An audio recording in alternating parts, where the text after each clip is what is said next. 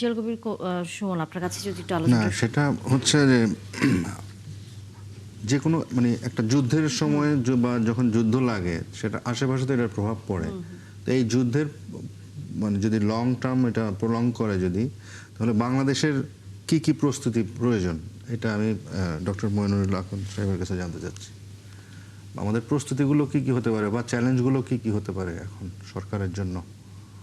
আমি কি এই ব্যাপার এটা জবাবটা দিতে পারি? জি জি, জি জি, আপনাকে প্রশ্ন করা হয়েছে। জি জি জি জি এটা নিয়ে আমাদের অনেক কিছুই করার আছে, বাট আমি একটা বিদ্যুৎ সেক্টরে আছি, একটা ইন্ডিপেন্ডেন্ট পাওয়ার প্রডিউসার, একটা বড় কোম্পানির আমি ম্যানেজিং ডিরেক্টর। আচ্ছা।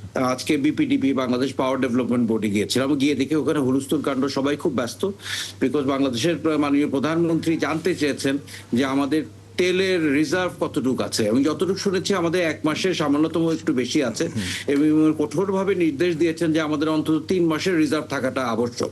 এটা নিয়ে সবাই দৌড়াদৌড়ি করছে।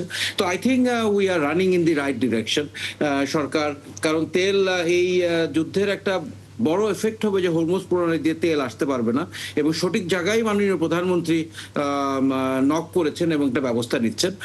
আরো অনেক কিছু করণীয় আছে, এবং আমি মনে করি পররাষ্ট্র মন্ত্রণালয় যে বক্তব্যটা দিয়েছে ইটস ফাইন। আমি প্রফেসর সাহেবের সাথে আমি একমত যে আমাদের এখন নিউট্রাল থাকাটাই এখন বাঞ্ছনীয়। We must not take any side, because এখানে বড় বড় রাষ্ট্ররা কোনো পক্ষ নিয়ে কথা বলছে না। আমাদের জন্য মার্কিন যুক্তরাষ্ট্র একটা বড় মার্কেট, ইরানের সাথে আমাদের ঐতিহাসিক সম্পর্ক, মানবিক সম্পর্ক, দুইটা মনে রেখে আমাদের একটা নিউট্রাল অবস্থানে থাকতে হবে। এবং মার্কিন যুক্তরাষ্ট্রে কিন্তু আমি অনেক বছর ওখানে থেকেছি, ওখানে কিন্তু that is the land of the free, মানুষের আসলেও ফ্রিডম অফ স্পিচ আছে। ইসরায়েল যেভাবে ফিলিস্তিনকে আক্রমণ করেছিল, শিশু নারী হত্যা করেছিল, মার্কিন জনগণ কিন্তু এটা প্রতিবাদ করেছে। ইউরোপে যারা প্যালেস্টাইন বিরোধী ছিল তারাও রাস্তায় নেমেছে প্রতিবাদ করার জন্য। সুতরাং এই যুদ্ধটা ছিল ইসরায়েলের একটা ট্যাকটিক্যাল ভিক্টরি, বাট একটা স্ট্র্যাটেজিক ডিফিট। সো এখানে যদি, এবং এখনো কিন্তু আলোচনা হচ্ছে যে ডোনাল্ড ট্রাম্প এবং এই সরকার কংগ্রেশনাল অ্যাপ্রুভাল ছাড়া তারা ইরান আক্রমণ করেছে, ভেনেজুয়েলা আক্রমণ করেছে, এবং এক সময় কিন্তু তাদেরকে এটা জবাবদিহি করতে হবে।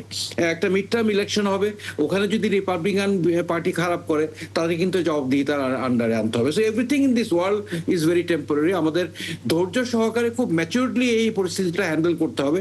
আমি মনে করি সরকার যেসব পদক্ষেপ নেওয়া দরকার, আমি জানি না আমাদের এক্সপ্যাট্রিয়েটেডদের নিরাপত্তার জন্য, তাদেরকে ফেরত আনার জন্য, আমরা জানি যে সৌদি আরবিয়াতে আমার অনেক বন্ধু বান্ধব আত্মীয় স্বজন ওমরা করতে গিয়েছে, তারাও আটকা পড়েছে। এই ব্যাপারে নিশ্চয়ই পররাষ্ট্র দপ্তর মন্ত্রণালয় পদক্ষেপ নিচ্ছে, যেটা ব্যাপারে আমি জানি না।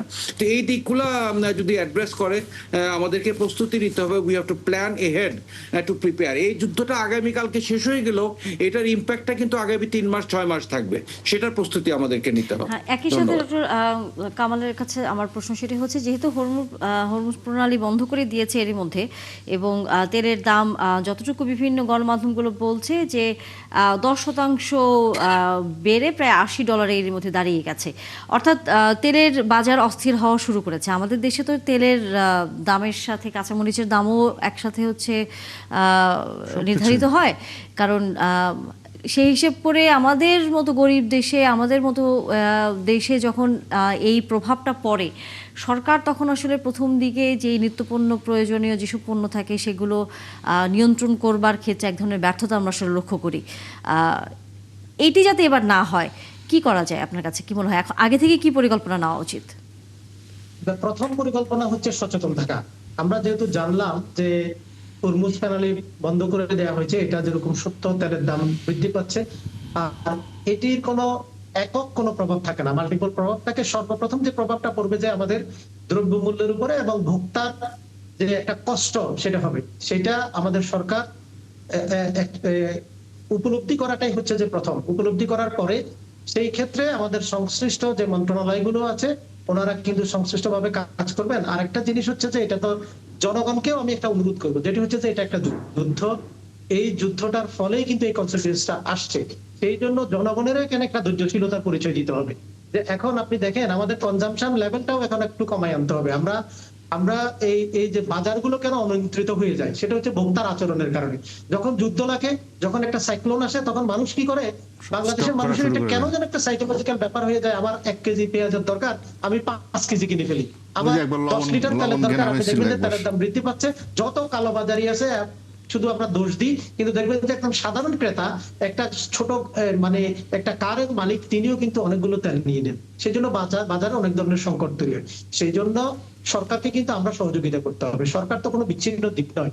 সরকার জনগণের আচরণকে এবং জনগণের সহযোগিতায় কিন্তু রাষ্ট্র নিশ্চয়ই, চালাতে হয়। নিশ্চয়ই। যুদ্ধ হয়েছে, এটা বাস্তব। জি। তেলের দাম বাড়বে, বাস্তব, এবং বাজার অস্থিতিশীল হবে।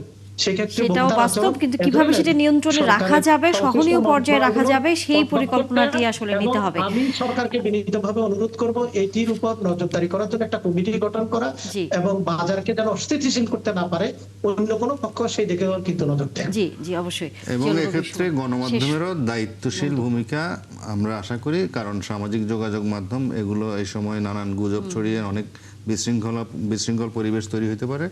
সেক্ষেত্রে গণমাধ্যমকে দায়িত্বশীলতার পরিচয় দিতে হবে, এবং আমরা যেন কোনো কিছু হুজুগে যেন আমরা না পড়ে যাই, সেই বিষয়টিতে আমাদের সচেতন থাকতে হবে। অবশ্যই, অবশ্যই। এবং গণমাধ্যমগুলো সঠিক তথ্য দিবে যাতে সাধারণ মানুষের মধ্যে কোনো ধরনের আতঙ্ক তৈরি না হয়।